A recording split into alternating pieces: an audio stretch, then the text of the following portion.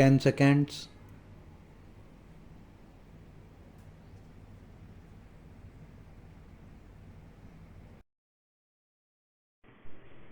In conclusion, I would like to say a word in regard to employment with which I have been dealing so far. According to the figures supplied, the number of displaced persons from Bangladesh employed through employment exchanges is only 37,000. This is very meager compared with their total number, which comes to 32 lakhs according to the official figures.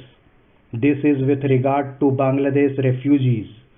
The number of displaced persons from Pakistan employed through employment exchanges is not very encouraging, but still it is 75,000.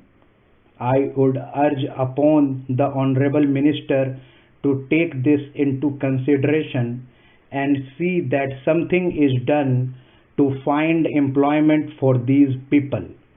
Of course, there is some expenditure incurred on general education and vocational training, but when we look at the number of persons who have been given vocational training, we find that the number already trained and under training is only 17,000.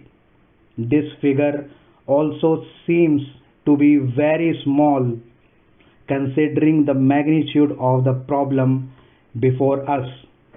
Some programs of general improvement have been undertaken by the government of West Bengal by way of setting up new industries, etc.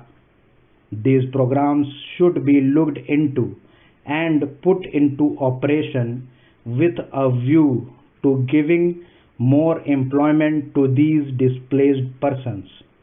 Within the limited time at my disposal, I shall limit my remarks to refugees from Bangladesh. The first thing which strikes one as one looks at the various brochures and publications that have been given to us is the amount of contradiction one has to battle against. The first contradiction is in regard to the number of persons government think they have rehabilitated in West Bengal.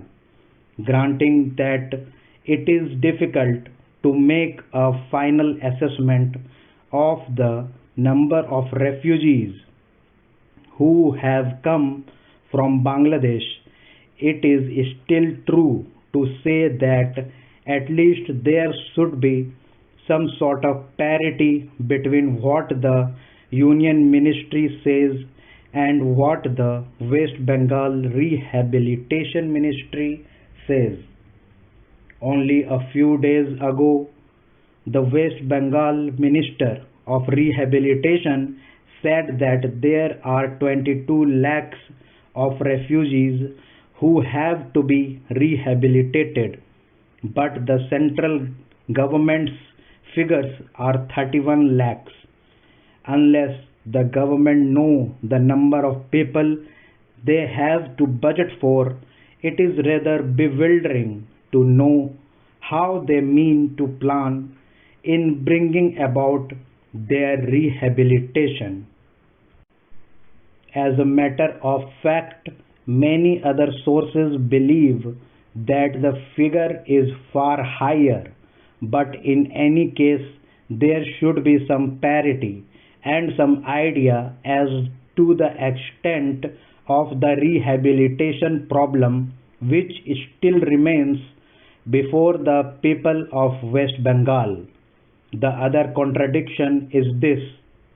On the one hand, Srimati Renuka Rai says that in the near future they will be making a successful completion of the work of economic rehabilitation of refugees in that state.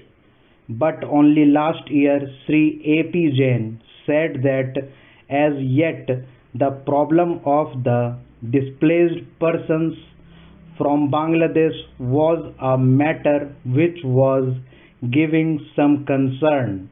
I really do not understand why, in spite of Sri A.P. Jain recognizing that the problem is still quite serious, Srimati Renuka Rai should have made such a statement.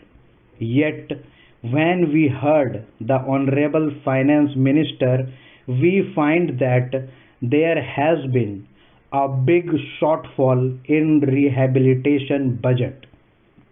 I think that if the fact finding committee's report had been published, the assessment that we have rehabilitated about 50% of the people of Bangladesh who came over as displaced persons would have become quite clear in regard to its incorrectness. As a matter of fact, when we went round the camps and colonies in West Bengal, we found that as yet not more than 15% of the people have been rehabilitated in the sense that they are able to eke out their subsistence on the poorest levels. It is not more than 15%, and I think the figures of the fact finding committee are still lower.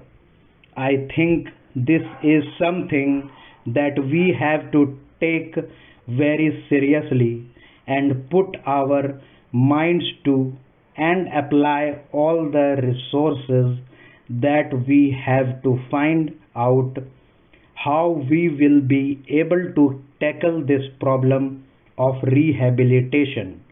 Now, coming to the question of relief, I feel that until we are able to give really proper rehabilitation, we cannot withdraw relief.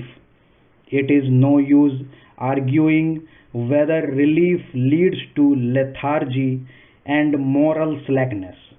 Unless our rehabilitation policies are fruitful, have we any right to starve the people to death? As a matter of fact, Sri A.P. Jain may know that in West Bengal the incidence of a tuberculosis amongst the refugee population is very high. Only a small percentage of them is catered for by the medical relief given by the Directorate of Rehabilitation. If I am to tell you the tragic fate of the refugees in West Bengal, I would refer you to a report which appeared in February 2004